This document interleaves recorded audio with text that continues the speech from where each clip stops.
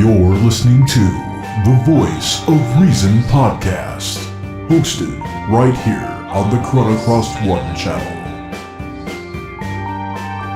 And now, here's your host, Ben. Yes, indeed it is, and yes, I am. Welcome to the Voice of Reason podcast. And for our first episode, I've got an interesting topic. I was a little apprehensive about doing this one because it is kind of a polarizing issue. But this wouldn't be the Voice of Reason without me tackling difficult issues. What if I told you that we did not land on the moon? That NASA never actually was able to make it there? I know you'd laugh and you would say, you're crazy. You're really, really crazy. Hey, and you'd be wrong. I'm not crazy. Because there is more evidence out there that would suggest the contrary to what NASA claims. They claim that somehow, despite the fact that the Van Allen radiation belts would have presented a problem back then, they were able to send men in completely undershielded space capsules upon rockets through the Van Allen radiation belts to the moon's surface and then back through those belts. Now, the research would show that these Van Allen radiation belts are actually quite dangerous, and you can't simply go through them quickly enough to minimize the exposure that would give these astronauts radiation sickness. But I don't want you to take my word for it. I want you to do some research on your own and look this up. A good starting point for you would be to go to another YouTuber's channel. This guy is named Jarah. He's from Australia. Please just go there, do yourself a favor, and watch his videos. He's very thorough in analyzing this particular topic. I'm not going to go into a great deal of detail myself, but what I will do is go through one specific article that I found, because my goal here was to go through one article and that was propaganda to, in other words, it was saying that we went to the moon and here's why. And I specifically looked for any articles that would say the top best reasons that we actually went. Now, I'm not going to say that this particular article represents the best of the best of the best, but I just told myself when I was doing this, I'm going to pick the first one I can find, the one that's at the top of the list, regardless of how good it actually is, and then read through their points and see what we can do about it. Now, despite my preconceived notions about what I think about this topic, I tried to approach it from a neutral stance because, if they got evidence, I want to see it. But of course, I've done research before on this and it always ends the same way. You cannot go to try to prove that we went to the moon without looking at NASA or NASA-affiliated groups. Like the space agencies across the world are actually allied together. That's why we have an International Space Station. They're all in on faking it if they are faking it, or making it if they are making it. There's nothing that does not go through NASA in some way, shape, or form. There are independent space agencies out there, sure. And there are many people with amateur telescopes that claim to see, oh, there's the shuttle, there's the space station. Looking at objects in the sky does not prove anything. They could be illusions. They could be models for all you know. You have to actually go up there and experience it yourself before you know for sure. And that's the problem. Most of the private citizens, they can't afford to go up there. They don't have the kind of money to build their own rockets. And even if you did, you'd have to go through NASA just to green light you going up there. That's if you got past the money barrier, which you probably never will. And I know what you're saying. You're saying, well, the private space agencies that do have money, what would they have to gain from hiding this? Well, if you've got tons of money and you got a reputation to uphold, if you're going to go spend all that money to get into space and then somewhere along the line you find out you actually can't get into space, or you can, but you can't get beyond low Earth orbit, because NASA whispers in your ear, well, we haven't solved that radiation problem yet, but we're just pretending that we did. And by the way, if you talk about this to anybody, we'll make sure your company is ruined because we are part of the U.S. government. And they are. They're actually a subsidiary of the U.S. Department of Defense in some way, shape, or form. They may not be on the surface level, but they actually are. And another question you might be asking is, well, why would they go through the trouble of hiding that they can't get past the Van Allen radiation belts?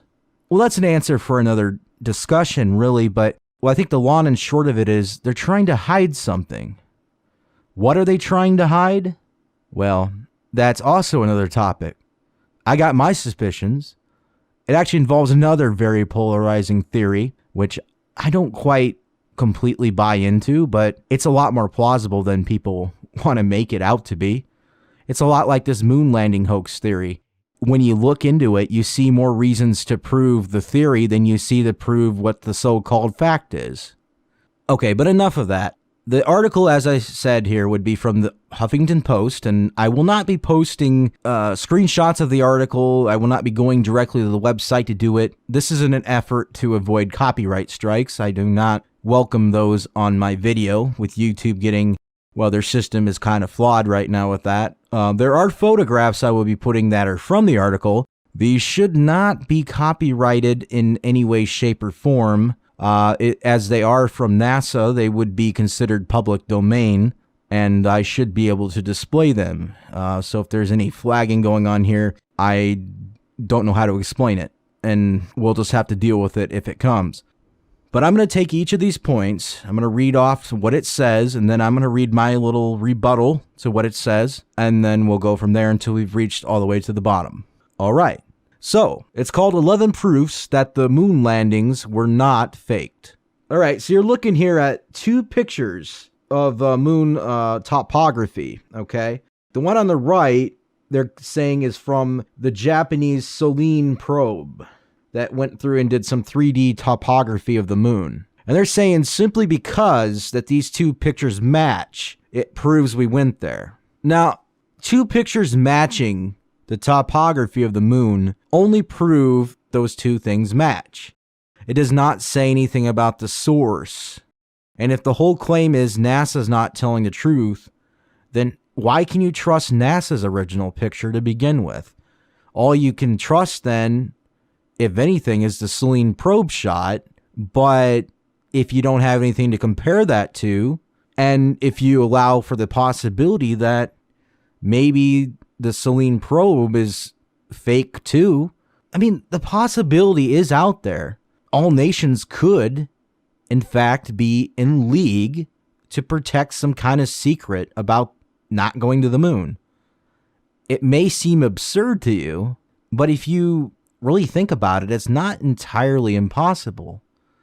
And if you don't know it for sure, then you can't say it's wrong. You can believe it's wrong, but then if you believe it's wrong, I suggest you try to find proof. If you can debunk this point in this article, just like I'm doing, and look into it further and still be able to debunk it, that's what you should be doing. Or at least confirm it, whatever ever happens there. And I'm not, like I said, I'm not just using this article here. I've got other sources of knowledge I'm drawing off of on this particular interpretation of what I'm looking at. So what I'm saying is not enough to prove or disprove anything, but I'm not being totally illogical in this reasoning. I mean, pictures, they say, are worth 1,000 words. But in today's digital age of photographic manipulation, how can you trust a picture? I mean, I could go snap a photograph of my backyard, run some filters on it, do some removals, and, make it look like the Martian surface, And then I could put that on my website, and I could say, here's an unreleased photo from NASA of the Mars surface. And I could put a little alien in there, and I could pass it off as real. Would you automatically believe me? Well, you probably wouldn't if I wasn't NASA, would you? But what if I was NASA and I put that out there? Would you believe me then? I think so, because the public is conditioned to believe everything NASA says. Again, photographs, not good enough. Moving on to their second point. All right, we're looking here at a picture of the lunar lander and an astronaut. I'm not sure which one. It doesn't say in the caption. But what they're saying here is they're looking at the lens flare you're seeing there. They're saying that that's from the sunlight reflecting in the camera lens.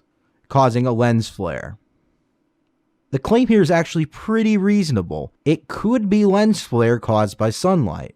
But the one thing that this fails to mention is that there are multiple shadows going in different directions than the singular source of light, that being the sun, should make. So I don't care what's causing the lens flare so much as I care about how do you explain the multiple shadows going in different directions. That's what you need to look at. Because anytime you've got shadows going in different directions, you got to be looking for different sources of light.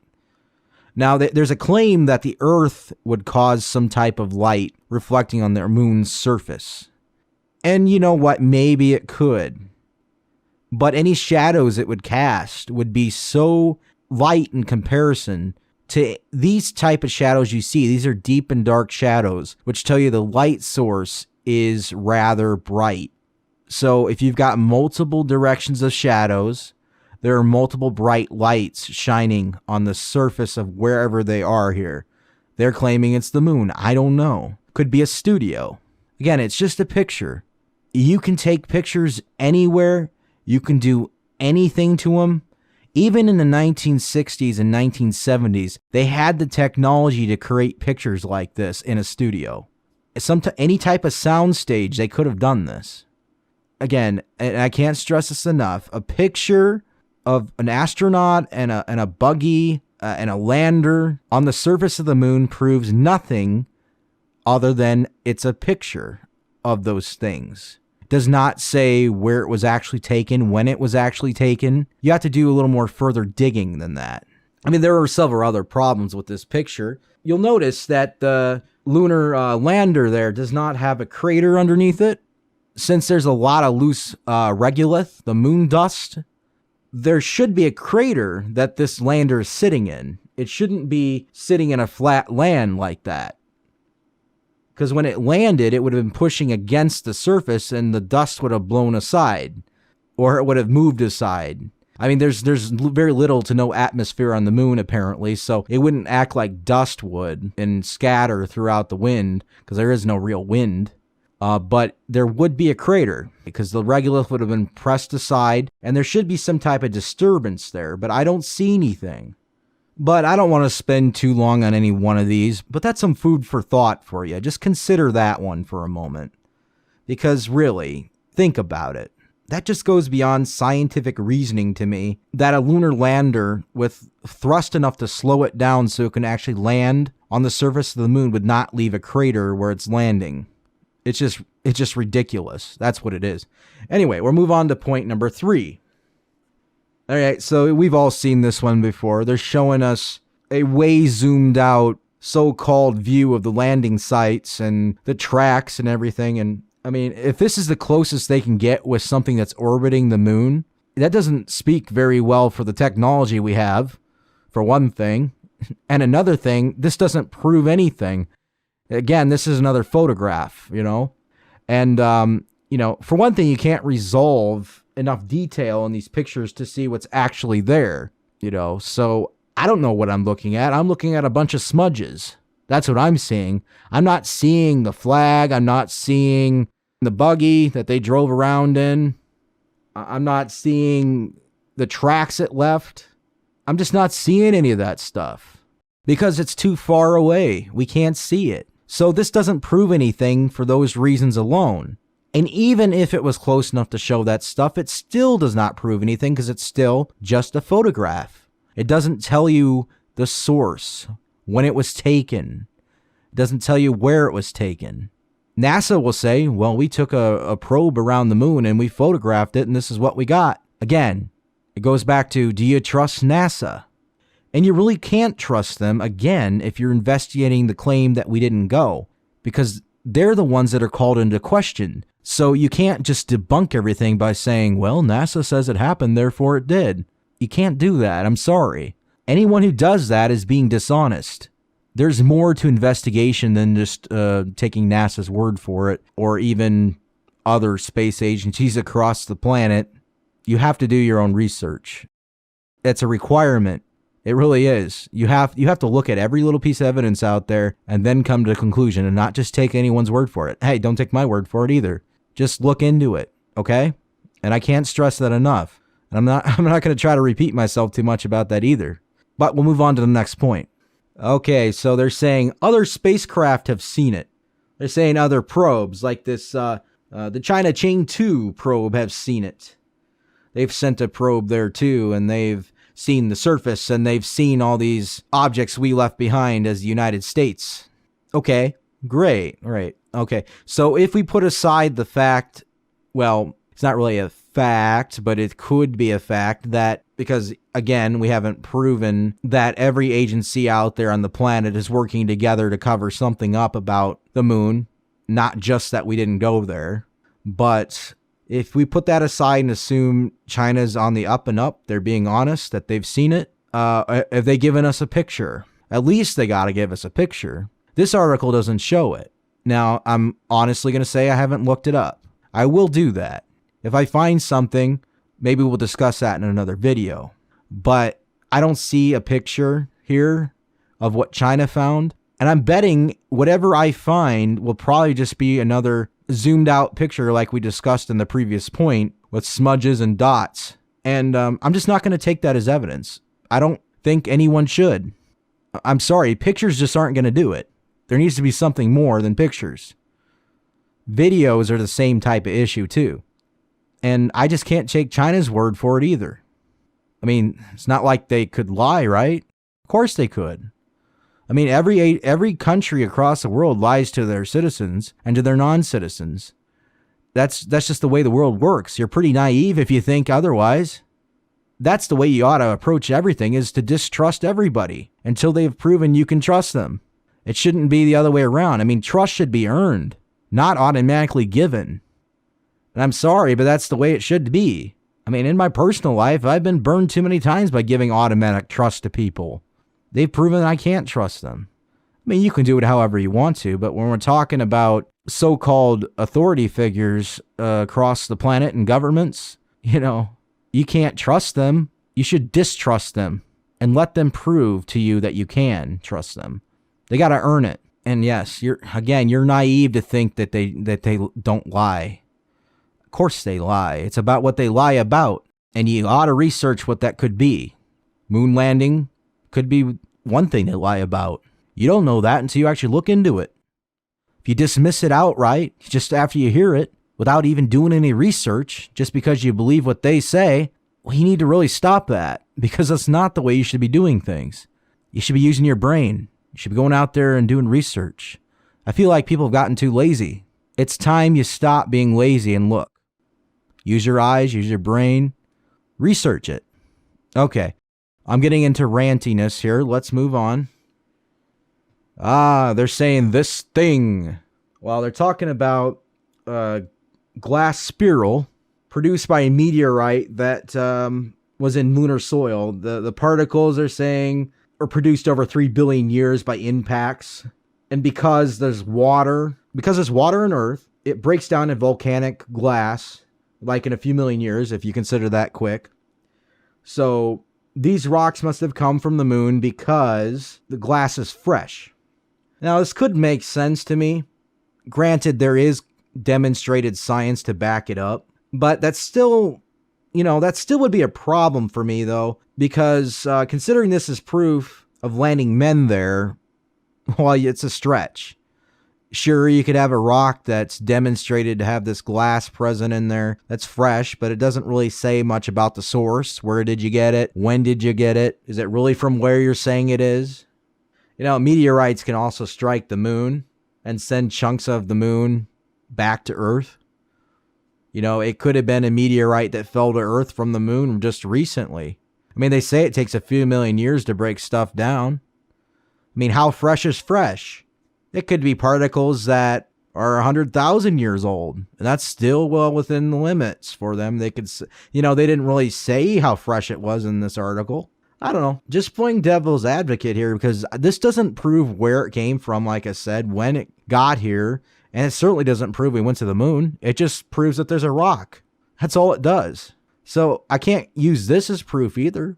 And again, I said this article probably wasn't the best example, but this is a serious article. They're really trying to say, well, NASA says so.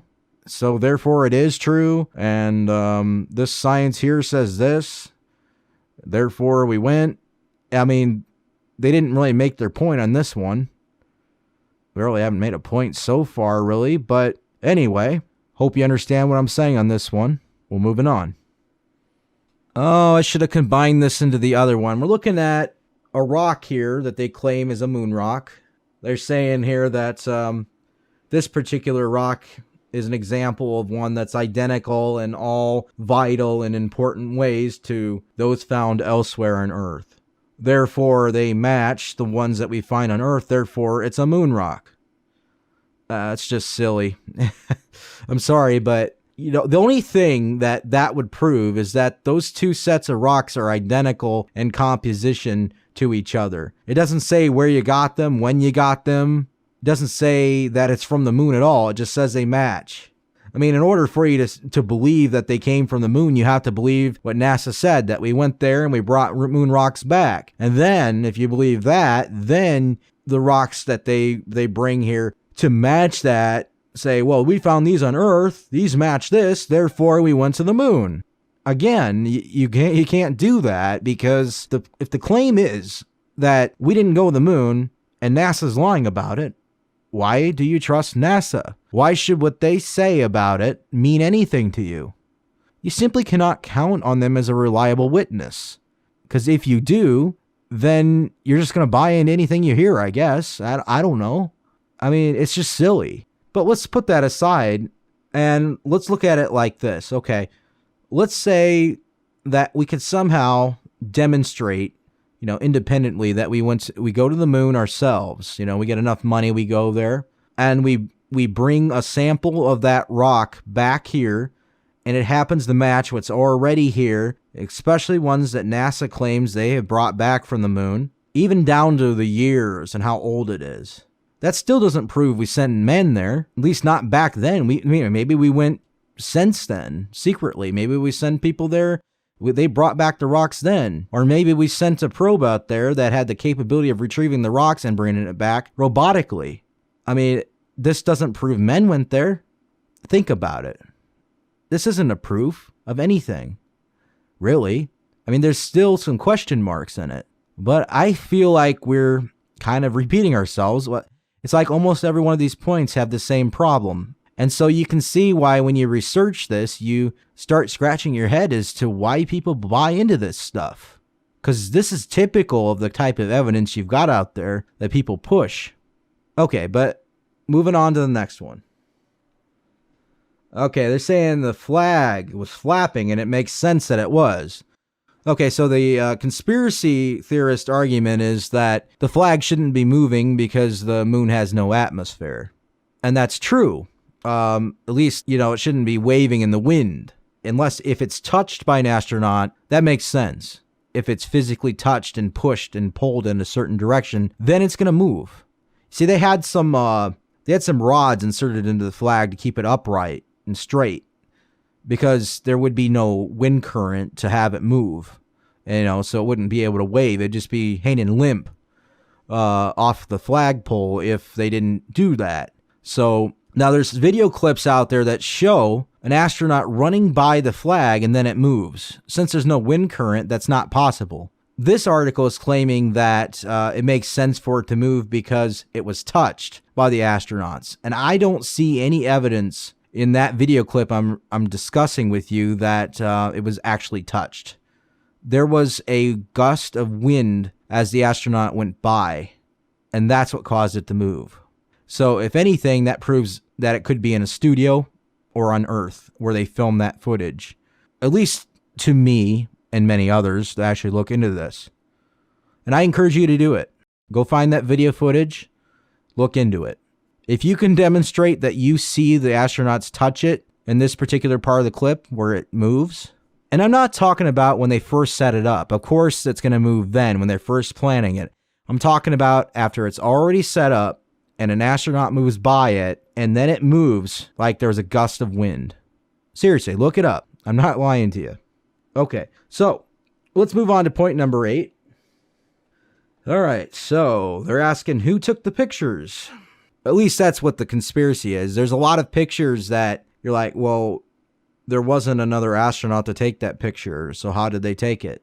And there's a whole load of evidence out there on Jarah White's videos that go into this in more depth, that the cameras themselves wouldn't have been able to survive the radiation. But you'd have to watch his videos to understand all of that.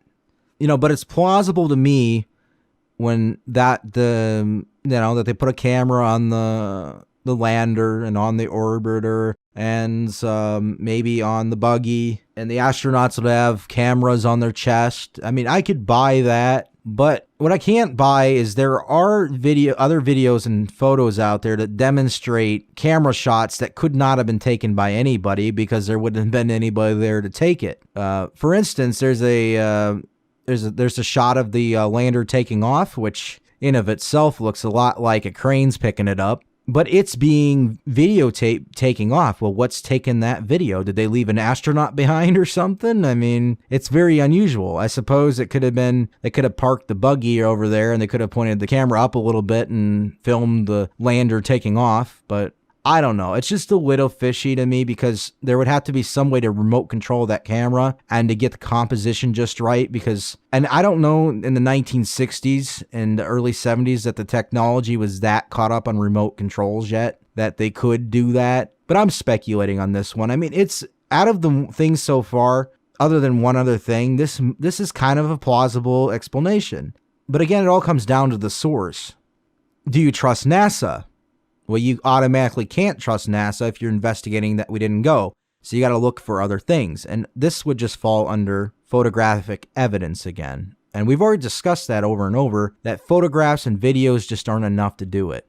Because I could film my backyard, okay? And I could put a flying saucer in it, and I could show aliens land on my lawn, and I could use that as evidence that aliens landed on my lawn. And I could make it look really good. I could make it look so good that you couldn't tell the difference between CGI and real. And I would say, well, here's my proof. Do you think people are going to take me at my word? No, people are going to analyze the footage. They're going to look for anomalies in it. And no matter how perfect you think you've made it, there's going to be a mistake in there somewhere. Because we're all human. We make mistakes. And it all comes down to when you look at photographic evidence, you're looking for mistakes in NASA photos, and you can find them when you look. If they've not been retouched to remove those mistakes that have been there. But they can't get away with that because people have made backup copies of the original photos. So if they make any changes, we'll know. So I don't think they'd be doing that they'd manipulate it after the fact, but they'd be doing it before, possibly. Again, pictures, not enough. Moving on to the next one. All right, so they're asking, well, where are the stars? Conspiracy theorists say, where are the stars? It's just black. The popular theory of this is, well, they didn't show the stars because it'd be hard to show what the stars look like from the lunar surface, because sooner or later somebody's going to figure out, well, that's not right. And that's a plausible explanation for why they wouldn't show stars if they were faking it. It'd be too hard to do. But they're saying the explanation is, well, there are no stars because the camera couldn't pick them up. Okay, so how bright is the moon? The moon's got a albedo of approximately 0.12. And albedo is basically the reflectiveness of the surface. Now, the comparative surface we've got on Earth is aged asphalt. And as you know, aged asphalt has this grayish look to it. It might start out as a black top surface, but it gets to be this dull gray surface. And let me tell you this. When was the last time you looked at aged asphalt and got blinded by the reflectivity of the sun? If you say last week, you're lying, because it just isn't possible. It's not that reflective. You look into it, it doesn't bounce that much light off of it. It's not a very reflective surface. It actually has a 0.10 reflectiveness, an albedo. It's only 0.2 of a difference. And then the extra 0.2 is not going to make that much of a difference to the point where you're blocking out the stars because the moonlight is too bright. That explanation doesn't make any sense. And I've discussed Jarah White before. He demonstrates this in an experiment he did. And he even got some regolith simulator material and did the same thing with that. And, the reflectivity, I think, in the simulated material was actually higher, if I recall, than advertised. But I could be wrong about that. Like I said, do your own research. It's been a long time since I've watched it. So would 0.02 really make that much difference? I don't think so. But again, if you can set up an experiment to test this out, please do it. Do your own research. You'll figure out the answer. If you can demonstrate it, post your video on YouTube and show everybody. That's my challenge to you. But yeah, I don't think that the reflectivity of the lunar surface is going to cause them not to see the stars. Because if you're going to believe that argument, you could stand in a field of asphalt and earth, take out a camera, set to the correct brightness, and you wouldn't be able to get the stars in that photograph. And I know it's not exactly apples to apples, because we have an atmosphere on Earth, and the moon apparently does not. But with the moon without an atmosphere, it would actually make a better viewing experience for the stars. Because you're not going to have to look at it through a filter. You'd be exposed to a star field in all its glory. But yeah, seriously, no, I don't buy this one. Moving on to the next one. All right, so they're showing a video clip, which I'm not going to play for you, but it's a Apollo 11 mission clip, and they're talking about, well, the restored images are amazing. That's the headline on it. Now, what they're trying to point out here is that whenever you look at the old footage, it's really grainy and blurry, and the conspiracy theorist would say, well, that's because they were trying to disguise things. Well, NASA released some restored images that are high definition, clear, and that's proof they're saying that we did it. Or at least they're trying to debunk the blurriness argument. And in a way, that kind of works as a debunking of the blurriness thing. Because, well, here you go. Here's the high definition footage. Now what are you going to say? You know what I'm going to say? I'm going to say this. You're still just working with the original source, NASA, who released the blurry footage. Just because they produce HD footage does not prove we went to the moon. It just proves they can produce high definition footage of said moon landings. Does not prove the time it was taken, where it was taken, how it was taken. It just doesn't. So, nice try, but again, you lose. I'm sorry. Moving on to the next one. Oh, and they've saved the best for last here. We're looking at Neil Armstrong smiling. Yeah, and they're saying, here's the best proof. Well, they're not really saying that, but that's what I imagine they're doing. You know, the writer of the article is like, well, he's smiling. You know, this is the smile of somebody who just went to the moon, not somebody who just faked it. Do me a favor, go on the internet, go to any photography studio, look at all the portraits out there of people smiling. They can have some great smiles on their faces. Does that mean they were really happy when they took the photo? Of course not. You know, I can smile wide too. Does that mean I went to the moon? If I hypothetically faked going to the moon, I could put on a big smile, especially if I was getting paid millions of dollars for it. I mean, Neil Armstrong smiling proves nothing. This is ridiculous. This is the most stupid argument. And I don't even know why they included this one. I really don't. And I would feel sorry for anybody who would actually fall for this one as being proof of anything. It just proves he can smile. That's all. I mean, seriously. You gotta laugh at this one, don't you? Okay, well, I want to get back down to earth now, if you pardon the pun. I just want to rant a little bit about a total non-conspiratorial thing, but it's something that's been bothering me, and I thought it would be, well, it's my show, so I thought it would be a good way to cap off what we're doing, because if I don't get this off my chest, you know, and talk to somebody about it, it's just going to infuriate me even more. I'm talking about, you know how you're driving on a road in your car and you're following the posted speed limit because it's what you're supposed to do, because it's what the law says, because if you don't do it, you run the risk of getting caught by a police officer or a state trooper and they pull you over and you get a speeding ticket. Well, I've gotten into the habit of following the speed limit because every time I speed, I'm caught. It never fails. And I'm not even doing it the whole way through. I'm just doing it to pass a car, to get over into the exit lane. So I don't have to wait and follow them all the way through to the exit lane if they're going under the limit. And I've found in the past the quickest way to do it was just to go as fast as you can to get around them and get into that lane. Well, if you're caught by a cop that's baited you into doing that, if they're the car that's done that to you, that they've went really slow and, you know, and you're not paying complete attention, so you allow yourself to be caught because maybe the car is unmarked that they're in, which that's a whole nother topic that kind of boils me. I don't think a police officer should be able to drive an unmarked car. They should always have clear markings. But again, that's another topic for another day. But anyway, yes, I've drove the speed limit, ever since my last ticket I got, which I paid. I'm not saying I disagreed I should have got one. But what's really getting under my skin is when you're driving the speed limit, or when I'm driving the speed limit, anyone who's driving the speed limit, and you got cars buzzing on by you, they're going at least 15 over. And there's never any police officers around, enough of them to catch everyone who's doing it.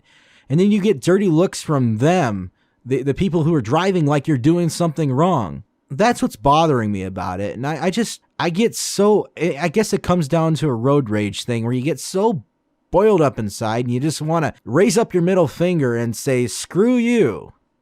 I'm going the speed limit. I'm following the law. You're not. And then you think to yourself, well, you know what? I wish you'll get pulled over. I wish that you'd get into a car accident or something would happen to make you reconsider what you're doing. Because if I got to follow the speed limit, so should you.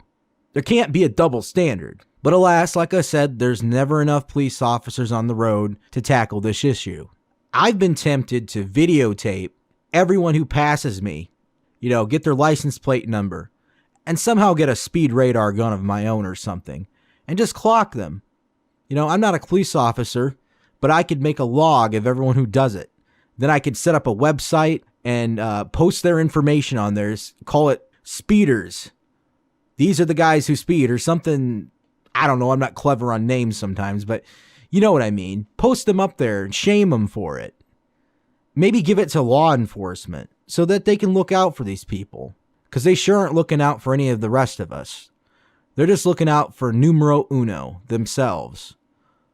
They're in such a rush to get places. It's ridiculous. I don't know what their problem is. I don't know where they're going. I don't know what they need to do. I don't know. But the only time I can excuse a speeder is if you need to pass somebody that's driving way too slow and they're causing a dangerous situation themselves.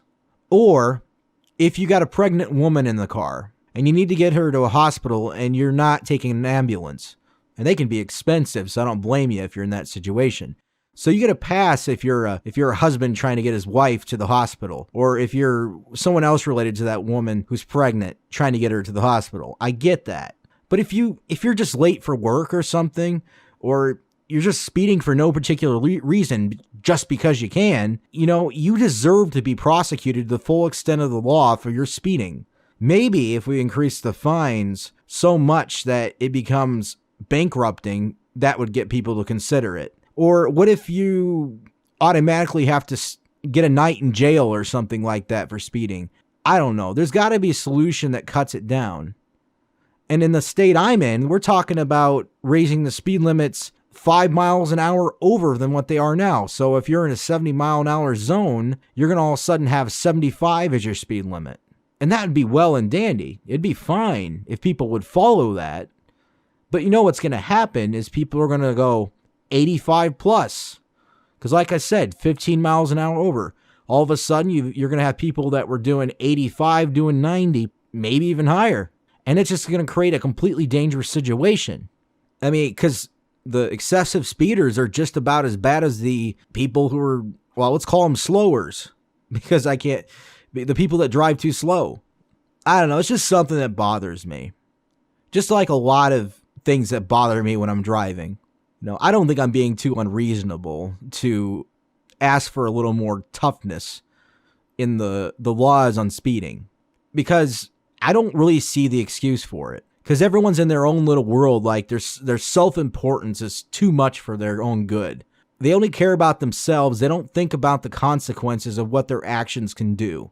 But at the very least, if you're a person that's going to pass me or anyone else who's actually doing the speed limit and doing what they're lawfully supposed to do, what I've been doing ever since I got caught last time speeding, I've had enough of the hypocrisy about it and being the only one who seems to get caught. I decided enough is enough. I'm going to follow the law. Least you can do for me is pass me on by and don't give me a dirty look.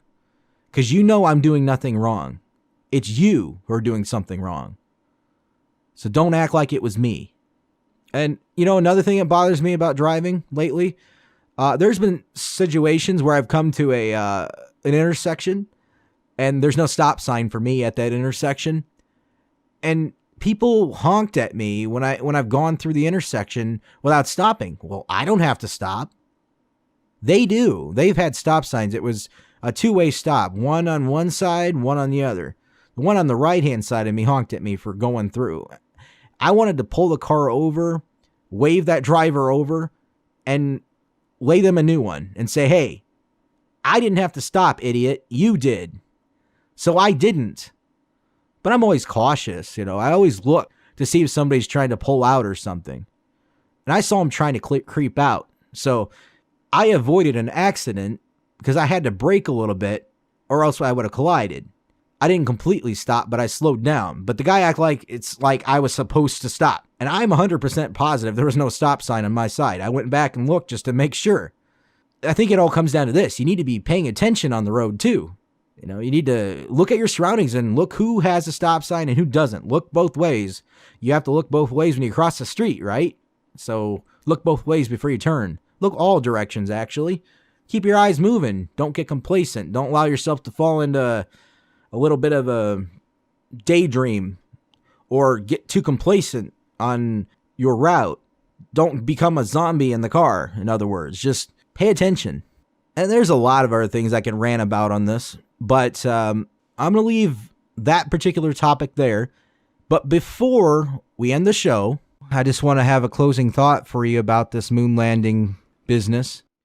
Regardless of what you believe on this, whatever stance you've taken, I encourage each and every one of you to continuously look into it, to do your research, not just about this topic, but every other topic that comes up in your day. Don't just trust anyone's word. Use your brain. You have it for a reason. You're not meant to be spoon-fed information and just buy it without question, especially information coming from those who consider themselves to be authority.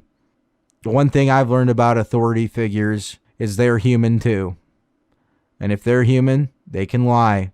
And if a human can lie, they will lie. If they've got a reason to lie to you, they will do it. It's that simple. No matter who they are. They could be the president. They could be your teacher. They could be a highly placed scientist in the community. They could be organizations like NASA. Point being, again, people will lie. People do lie. There's very little truth to be found sometimes, and you have to dig for it. And that's all I'm asking you to do, is to dig for the truth, to do your research, and give an honest, hard look at every topic. Wake up your mind. You might be surprised what you find. Okay, well, so we're going to leave this episode for today, and I would like to thank everyone for tuning into the podcast, and I invite you back to check with me on the next episode. I'm going to put it up, I'm planning a week from now.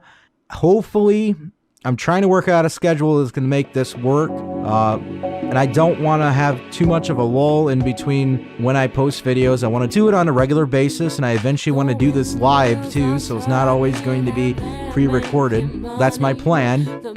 But yeah, again, thanks for tuning in, and we'll catch you next time on The Voice of Reason. Must be loud and hard, 'cause the light